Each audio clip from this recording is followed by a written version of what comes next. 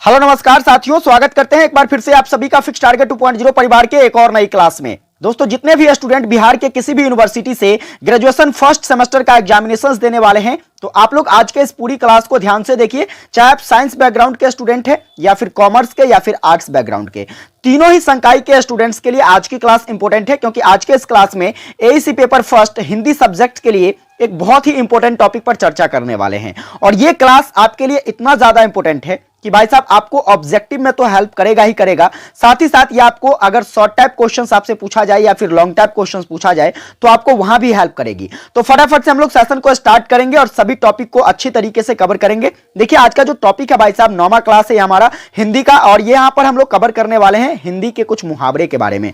सबसे पहले हम लोग जानेंगे कि मुहावरा क्या होता है, मुहावरा का अर्थ क्या होता है, हम इसकी विशेषताओं के बारे में भी समझेंगे आज के इस क्लास में। और इसके साथ साथ हम कुछ बहुत ही महत्वपूर्ण मुहावरों को देखेंगे जो कि बार बार एग्जामिनेशंस में पूछा गया है। हम उसके अर्थों को समझने का प्रयास करेंगे ताकि जब भी ऑब्जेक्टिव क्वेश्चंस वहां से आपको पूछा जाए तो आप परीक्षा में गलती नहीं करो। तो चलिए फटाफट से सेशन को स्टार्ट करते हैं। एक बार आप लोग सेशन को लाइक कर दीजिए और अपने सभी दोस्तों को शेयर कर दीजिए ताकि सभी स्टूडेंट्स एक साथ जुड़कर एक साथ अध्ययन कर सके। हमें पढ़ने और पढ़ाने दोनों में भी मजा आएगा। तो आइए फटाफट से हम लोग क्वेश्चंस की तरफ बढ़ते हैं और बारी बारी से प्रश्नों को देखते हैं।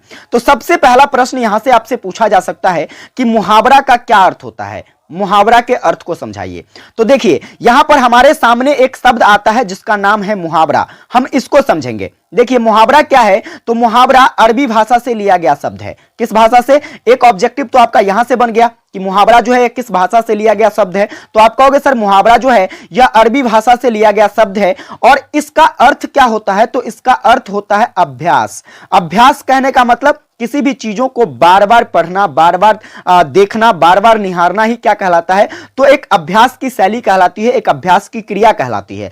तो उसी प्रकार जब कभी भी हम मुहावरा की तरफ नजर डालते हैं तो हमें इसका अर्थ क्या निकल कर आता है, बार बार अभ्यास। अब इसका तात्पर्य क्या है, हमें इसको समझना है। अभ्यास से क्या तात्पर्य है, तो अभ्यास से हमारा तात्पर्य यह हो जाता है कि जब कभी भी कोई भी मुहावरा आपके सामने रखा जाए, जैसे कि मान लीजिए मैंने कहा क्या, तो अधजल गगरी छलकत जाए, जैसे मैंने कहा कि अपने मुंह मियां मिट्ठू बनना, ठीक है। तो इस तरीके से बहुत सारे मुहावरे आपसे पेपर में पूछे जा सकते हैं और आपके सामने जो है किसी ना किसी रूप में आ सकता है। सपोज आप किसी से बात करते हो, उस दौरान भी आपके सामने आ सकता है। तो जब यह आती है तो इसके अर्थों को समझना क्या होता है, काफी कठिन माना जाता है। अब कठिन माना जाता है इसीलिए जरूरी है क्या करना, तो अभ्यास करना। क्योंकि अगर कोई भी चीजें कठिन है, कोई भी रास्ता अगर आपके लिए काफी कठिन हो तो उसे सिर्फ और सिर्फ एक ही तरीके से आसान बनाया जा सकता है, वह है उसके लिए बार बार अभ्यास करना। जैसे कोई एग्जाम, कोई स्टूडेंट्स यूपीएससी का तैयारी कर रहा है और देखिए यूपीएससी अपने आप में काफी टफेस्ट एग्जाम माना जाता है, लेकिन इसे भी किसी ना किसी स्टूडेंट्स के द्वारा जो है क्रैक किया जाता है, पास किया जाता है। वह किस आधार पर संभव हो पाता है, तो वह अभ्यास के आधार पर संभव हो पाता है। ठीक उसी प्रकार से आप एक मुहावरे का उचित अर्थ तभी पता कर सकते हैं जब उस मुहावरों का आप क्या करते हैं, अभ्यास करते हैं। तो उम्मीद करता हूं आपको मुहावरे के अर्थ के बारे में समझ में आ गया होगा। ऑब्जेक्टिव क्वेश्चंस पूछे मुहावरा का शाब्दिक अर्थ क्या होता है, आप कहोगे अभ्यास होता है, जो कि क्या है, तो यह एक प्रकार के विशेष अर्थ को आपके सामने रखने का काम करता है। चाहे वो कोई भी वाक्यांश हो, उसका आपको एक अलग से अर्थ निकाल कर देता है। समझ में आ गई बात? चलिए आगे बात करते हैं। आपसे पूछा जा सकता है कि बताइए मुहावरा की विशेषता क्या है। यह भी इंपॉर्टेंट क्वेश्चन है, जरूर ध्यान से समझने का प्रयास कीजिएगा और मैं हर एक चीजों को आपको बहुत ही आसान भाषा में समझाने का प्रयास करता हूं ताकि भाई साहब आपको अच्छे तरीके से समझ में आ जाए कि किसका क्या अर्थ है। आप रटो बिल्कुल नहीं। मेरा सीधा सीधा सा मानना है कि मैं आपको इस तरीके से चीजों को समझा दूं कि आप क्या कर सको, तो आराम से प्रश्नों को लिख सको। ठीक है, चलिए बात करते हैं मुहावरा की विशेषता को लिखिए, या फिर आपसे पूछा जा सकता है मुहावरा के प्रमुख गुणों को लिखिए। तो दोनों ही प्रश्न सेम है, आंसर क्या होगा, तो दोनों का सेम ही होगा। इसके आंसर पर डिस्कस करें इससे पहले मैं आपको एक बात बताना चाहता हूं। बात यह है कि भाई साहब मैंने आपको एक कम्युनिटी टैब में पोस्ट डाला था, यहां पर आप देख पा रहे होंगे। इसमें मैंने आपसे पूछा था कि भाई साहब मैं डिजिटल बोर्ड लगाना चाह रहा हूं, जिसके लिए हमें आपकी मदद की आवश्यकता है। अगर आप हमारा सपोर्ट करने को तैयार हैं तो बिल्कुल मैं डिजिटल बोर्ड के माध्यम से आपके सामने लाइव आकर फेस टू फेस मैं आपको पढ़ाना चाहता हूं, ताकि मैं आपको बहुत ही बेहतरीन तरीके से हर एक टॉपिक को, हर एक चीजों को अच्छे तरीके से समझा सकूं, आपको बता सकूं। मुझे भी इस तरीके से क्लास पढ़ाने में थोड़ा बहुत जो है मजा नहीं आता है, वैसे तो मजबूरी है, पढ़ाना पड़ता है। कहीं ना कहीं आपका सपोर्ट मिला तो मैं इस पर जो है अमल करता हूं और इसे जो है जल्दी ही लाऊंगा। और जैसे ही हमारे सामने डिजिटल बोर्ड आ जाती है तो भाई साहब हमारे साथ एक टीचर टीम होगा जो आपको हर सब्जेक्ट्स के लिए अलग से गाइड करेगी, तो आपके लिए भी फायदेमंद हो जाएंगे और आपको कुछ भी नहीं करना है। इसके लिए अगर आप कहिएगा तो मैं एक कंप्लीट वीडियो बनाऊंगा जिसमें आपको जानकारी दे दूंगा कि आपको क्या करना है, हमें किस प्रकार मदद करनी है। चलिए बात करते हैं, हम ज्यादा बात ना करते हुए इस प्रश्नों के आंसर को समझते हैं। तो आंसर जो है हमारा क्वेश्चंस क्या कहा है, मुहावरा की विशेषता को बताइए। हम हेडिंग बनाएंगे सबसे पहले मुहावरा की विशेषता या मुहावरा का गुण। समझो मुहावरा की क्या विशेषता है। तो जब कभी भी आपके सामने कोई मुहावरा आता है तो वह क्या होता है, तो एक ही रूप में रहता है, उसका रूप परिवर्तन नहीं होता है। पहली बात याद रख सकते हैं, मुहावरा का क्या नहीं होता है, रूप परिवर्तन नहीं होता है। चाहे वह किसी भी लिंग पर उसको बताया जाए या फिर किसी भी वचन के लिए उसका इस्तेमाल किया जाए, किसी भी लिंग वचन आदि के जो है प्रभाव से मुहावरा का जो है रूप नहीं बदलता है। दूसरी बात है कि मुहावरा जो है यह हमेशा स्वतंत्र नहीं होता है। मुहावरा क्या होता है, स्वतंत्र नहीं होता है, यह हमेशा वाक्य का एक अंग बनकर आपके सामने आता है। जब भी, जैसे कि मान लीजिए मैं कोई बात कर रहा हूं, इसी बात के दौरान मुझे ऐसा लगा कि यहां पर मैं मुहावरों का यूज कर सकता हूं, किसी भी मुहावरे का। जैसे मान लीजिए कोई व्यक्ति बहुत ज्यादा बोल रहा है, बहुत ज्यादा किसी टॉपिक पर बोल रहा है, अनर्गल तरीके से बोल रहा है, तो मैं वहां पर कैसे मुहावरा का इस्तेमाल कर सकता हूं। यही जैसे कि अधजल गगरी छलकत जाई, जिसके पास जानकारी कम होता है वो ज्यादा बोलता है कि नहीं। जो सभ्य होगा, जिसके पास जो है वास्तविकता की ज्ञान होगी, जिसके पास पूर्ण ज्ञान होगा, तो वह एक पेड़ के पत्तों की तरह क्या हो जाता है, झुक जाता है। पेड़ के पत्तों की तरह क्या हो जाता है, पेड़ की टहनियों की तरह क्या होता है, तो झुक जाता है। ठीक उसी प्रकार से हम लोग क्या कर सकते हैं, तो मुहावरों का यूज कर सकते हैं। तो मुहावरा क्या हो गया भाई साहब, मुहावरा जो है आपका किसी ना किसी वाक्य का अंग बनकर आपके सामने आता है। यह जो है एक ही रूप में रहता है।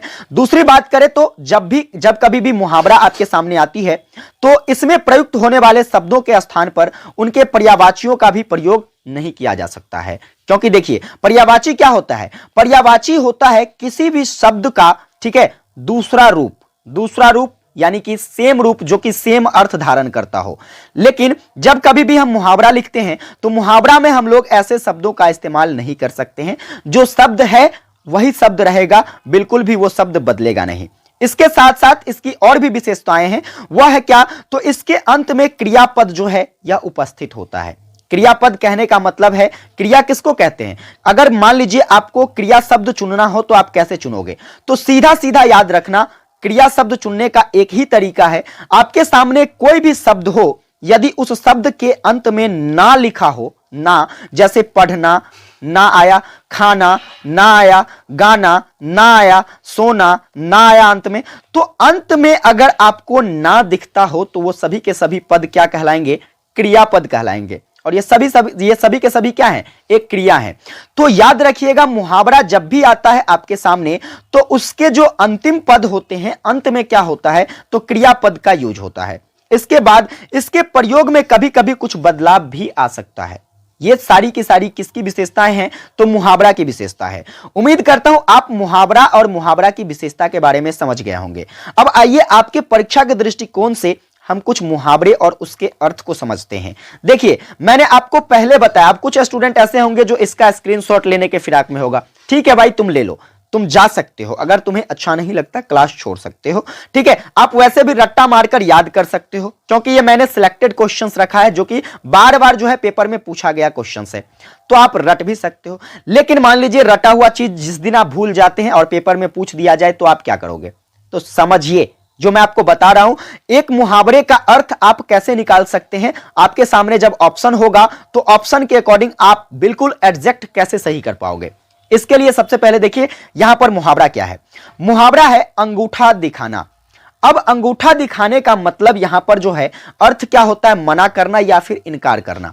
अब जैसे मान लीजिए मैंने किसी से कोई मदद मांगा, कोई भी व्यक्ति हो, उससे मैंने किसी चीज के लिए मदद मांगा या फिर किसी भरोसे जो है मैं उस पर डिपेंड हूं, लेकिन उन्होंने हमारी मदद नहीं करी, तो इस स्थिति में हम कह सकते हैं कि उस व्यक्ति ने हमें इनकार कर दिया, हमें अंगूठा दिखा दिया। क्या दिखा दिया, अंगूठा दिखा दिया। आगे बात करते हैं, अगला याद रखना आपको, आंखों का तारा होना। आंखों का तारा होना मतलब बहुत प्यारा होना, जैसे कि कोई बच्चे अपने माँ बाप की आंखों का तारा होता है, यानी कि हर बच्चे अपने माँ बाप का क्या होता है, बहुत प्यारा होता है। आगे अंधे की लाठी, अंधे की लाठी कहने का मतलब होता है एकमात्र सहारा। अब जैसे कि कोई व्यक्ति है, कोई व्यक्ति जो कि अंधा है, तो अंधे का सहारा क्या होता है, एक लाठी जिसके जरिए क्या कर पाता है वो, तो वह भाई साहब अपनी जो है दिशा को गतिमान रख पाता है, उसे कहीं जाना आना हो तो इसके सहारे वह जा आ पाता है। तो कहीं ना कहीं हम कह सकते हैं कि अंधे की लाठी होना मतलब एकमात्र सहारा बनना। आगे बात करें तो अगला याद रखना आपको, अपना उल्लू सीधा करना। देखो भाई, अपना उल्लू सीधा करना मतलब स्वार्थ सिद्ध करना। जैसे कि मान लीजिए कि हमें अपना काम अगर तुमसे लेना है, तो मैं क्या किया, अपना काम तुमसे ले लिया और फिर मैं क्या किया, तो तुमसे अपने रिश्ते नाते खत्म कर लिए, यानी कि मैं स्वार्थी यहां पर अपने आप को सिद्ध कर दिया, स्वार्थ के लिए मैंने अपने काम किए हैं। तो कहीं ना कहीं भाई साहब हम कह सकते हैं कि यहां पर मैंने अपनी उल्लू सीधा कर ली, बस मेरा काम बन गया, अपना काम बनता भाड़ में जाए जनता, अर्थात कहे तो उल्लू सीधा करना। इसके बाद बात करें तो इसके बाद है अंधे के हाथ बटेर लगना। अंधे के हाथ बटेर लगने का मतलब क्या होता है, देखो अर्थ समझो। अंधे के हाथ, अंधा मतलब जिसके पास गुण नहीं है, बिल्कुल भी गुण नहीं है, जो दुनिया को नहीं देख सकता, वैसे ही व्यक्ति को आप अंधे कहते हैं। इसके हाथ में जब बटेर लग जाए, यानी कि कोई गुणवान वस्तु मिल जाए, तो उसी को हम क्या कहते हैं, मुहावरे के रूप में कहते हैं अंधे के हाथ बटेर लगना। इसके बाद आंखें बिछाना।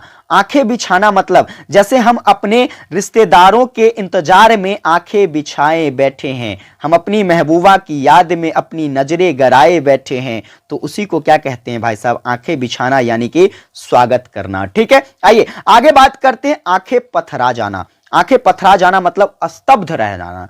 स्तब्ध रह जाना का मतलब क्या होता है, जैसे मान लीजिए अचानक से कोई ऐसी खबर आपके सामने आ गई, कोई ऐसी खबर जो कि आपको दर्दों में रख दे, आपको क्या करे तो आश्चर्यचकित कर दे, तो यहां पर क्या होती है, आंखें हमारी पथरा जाती है, बिल्कुल भी हम स्तब्ध रह जाते हैं, निशब्द रह जाते हैं। आगे बात करते हैं, आपका अगला क्वेश्चन यहां से पूछा जा सकता है कि आंखों का पानी मरना का अर्थ क्या होगा। तो आंखों का पानी मरना मतलब बेशर्म होना। जिसके आंख में पानी नहीं होता है उसे हम लोग क्या कहते हैं, बेशर्म लोग हैं। ठीक है, आगे आस्तीन का सांप होना मतलब कपटी मित्र होना। ऐसा कहने का मतलब क्या है, तो देखिए कपटी मित्र होना यानी कि आस्तीन का सांप होना। जैसे कोई हमारा मान लीजिए क्या है, स्टाफ है, हमारे साथ काम करता है, या हमारा कोई दोस्त है जो हमारे साथ हमेशा रहता है, लेकिन कुछ बातें ऐसी हैं जो हमारे खिलाफ किसी को बोलकर भड़का दिया, तो उसे हम लोग कपटी दोस्त कहते हैं, कपट करता है वो हमारे साथ, तो उसी को हम लोग क्या कह सकते हैं, आस्तीन का सांप होना। चलिए आगे बात करते हैं, ईद का चांद होना। ईद का चांद होना मुहावरे का अर्थ होता है बहुत दिनों के बाद दिखाई देना।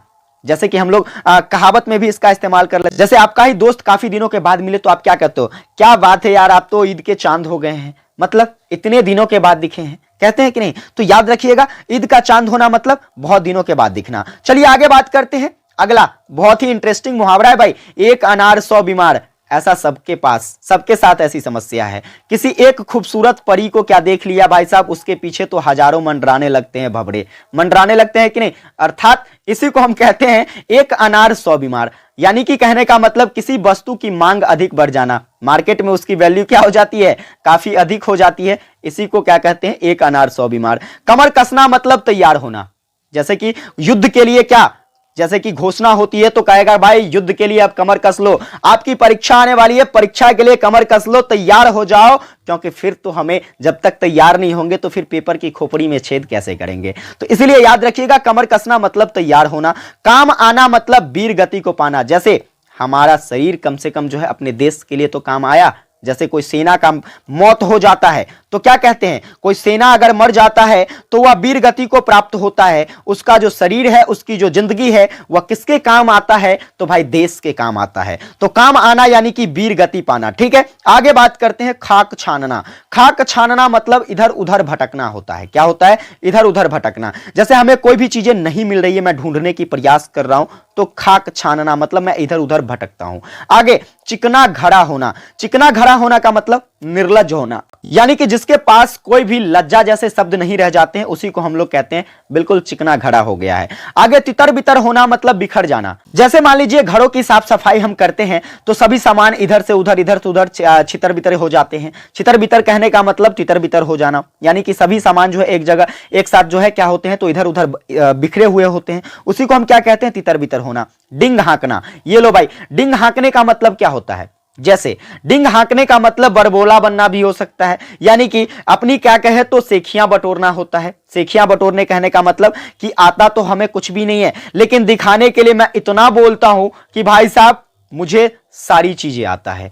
इसी को हम लोग क्या कहते हैं? डिंग हाँकना। आगे है आधा तितर आधा बटेर। आधा तितर आधा बटेर का क्या अर्थ होता है? तो इसका अर्थ होता है बेढंगा। बेढंगा कहने का मतलब जिसको कहते हो ना कि कोनो लुढ़ गति का नहीं है, ऐसा कहते हैं कि नहीं, गांव घर में ऐसा इस्तेमाल किया जाता है। जैसे कोई व्यक्ति मान लीजिए किसी योग्य ना हो तो क्या कहता है उसे? बिल्कुल बेढंग इंसान है, पता नहीं ये कब क्या करेगा। जैसे तुम ही, आपकी मम्मी आपको जरूर कहती होगी, आपके पापा जरूर कहते होंगे बिल्कुल बेकार लड़का है, बिल्कुल बेकार लड़की है, पता नहीं क्या करेगी जिंदगी में, क्या करेगी बिल्कुल। तो उसी को हम लोग क्या कहते हैं? आधा तितर आधा बटेर। आगे अंगारों पर लेटना। अंगारों पर लेटना मतलब अंगार, आग, अंगार यानी कि आग, आग पर लेटना, अंगार पर लेटना यानी कि दुख सहना होता है। क्या होता है? दुख सहना। आगे बात करेंगे आम के आम गुठली के दाम, यानी कि आम का आम एक दाम तो आपको यहां से मिल गया, ठीक है, और गुठली का भी आपको दाम मिला, यानी कि भाई साहब आपको दुगुना लाभ हो गया। क्या हो गया? दुगुना लाभ।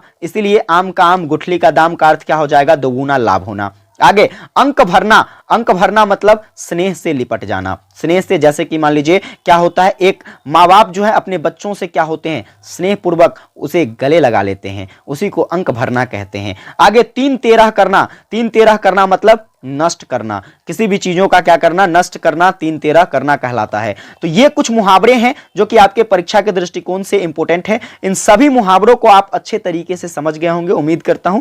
और अगर नहीं समझ पाए हैं तो आप इसे नोट कर लीजिए और रट जाइएगा, क्योंकि कुछ बच्चे ऐसे होते हैं जिन्हें रटनों की आदत होती है। तो भाई साहब आप रट सकते हो, जिसे समझ में आ गया है वो समझकर याद रख सकते हैं। उम्मीद करता हूं आपको आज की क्लास जो है हेल्पफुल लगी होगी, और मैंने जो आपको बातें बताई है उस बातें पर जो है आपका क्या राय है, राय कमेंट करके हमको जरूर बताइएगा। फिर मैं आपके लिए एक स्पेशल वीडियो भी आपको उपलब्ध करा दूंगा। विशेष आप लोगों से अगली क्लास में मिलेंगे, तब तक के लिए जय हिंद, वंदे मातरम।